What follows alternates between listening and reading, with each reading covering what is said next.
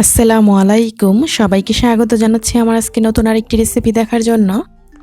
আমি আজকে আপনাদের সাথে শেয়ার করব নরম তুলতুলে পিঠা ব্রেড তৈরির রেসিপি। সকাল কিংবা বিকালে খুব সহজে তৈরি করে নিতে পারেন। তৈরি করা খুব সহজ, আশা করি রেসিপিটি আপনাদের কাছে অবশ্যই ভালো লাগবে। চলুন দেখে নিই তৈরি করতে কী কী লাগছে। আমি এখানে একটা মিক্সিং বলে 2 কাপ ময়দা নিয়ে নিচ্ছি।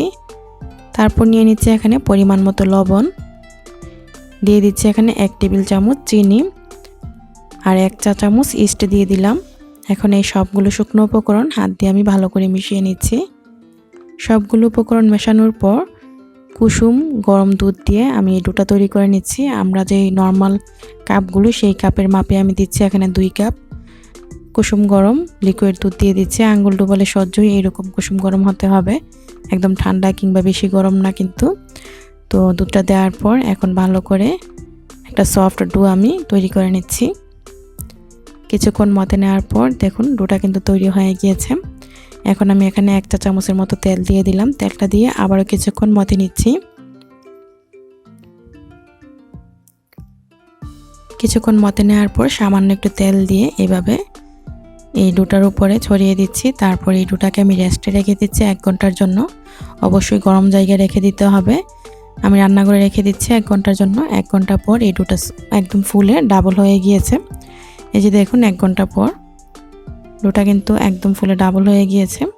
তো এটাই কিন্তু পারফেক্ট ডো। আর এই ডোটা দিয়ে কিন্তু আপনারা যে কোনো ধরনের বন রুটি কিংবা যে কোনো ধরনের বেকিং আইটেমগুলো তৈরি করতে পারেন। তো আমি এই ডোটা তৈরি করে নিয়েছি। তো এখন ডোটাকে আবার 2 থেকে 3 মিনিট মথে নেওয়ার পর এরকম সফট হবে ডোটা, দেখে বুঝতে পারছেন।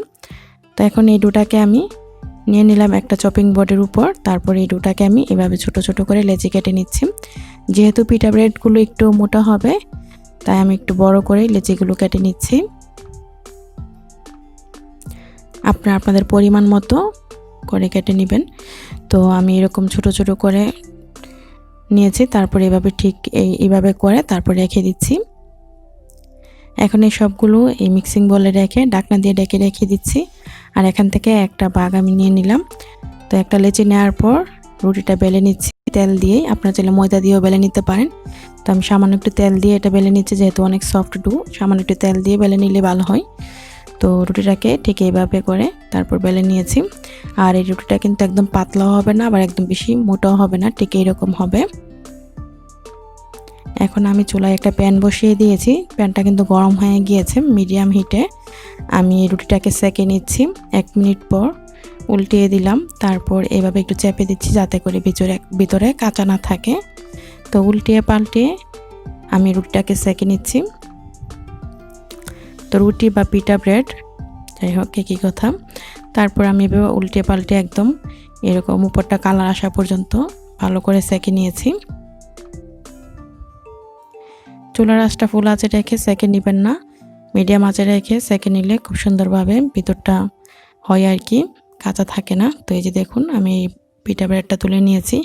ঠিক একইভাবে আমি আরও একটা রুটি বেলে তারপর দিয়ে দিলাম।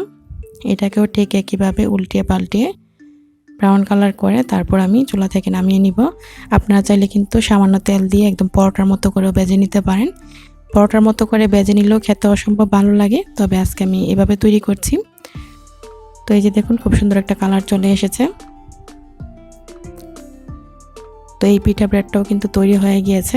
এখন আমি চুলা থেকে নামিয়ে নিচ্ছি। আর ঠিক একইভাবে সবগুলো পিঠা ব্রেড তৈরি করে নিব। এই যে দেখুন সবগুলো কিন্তু তৈরি হয়ে গিয়েছে। আর এই পিঠা ব্রেডগুলো যে কোনো মাংসের ঝোল দিয়ে খেতে কিন্তু অসম্ভব মজার হয়। গরুর মাংস ভুনা কিংবা খাসির মাংস ভুনা, মুরগির মাংস ভুনা কিংবা হাঁসের মাংস ভুনা দিয়ে খেতে তো অসম্ভব ভালো লাগে। বা যে কোনো ধরনের সবজি দিয়েও আপনারা কিন্তু খেতে পারেন। সকাল কিংবা বিকালের নাস্তায় তৈরি করতে পারেন খুব সহজেই। আশা করি রেসিপিটি আপনাদের কাছে ভালো লেগেছে। যদি রেসিপিটি ভালো লাগে লাইক কমেন্ট শেয়ার দিয়ে সাথেই থাকবেন, চ্যানেলটি সাবস্ক্রাইব করবেন। রেসিপিটি দেখার জন্য আপনাদের সবাইকে অসংখ্য ধন্যবাদ। সবাই ভালো থাকবেন, আমার জন্য দোয়া করবেন।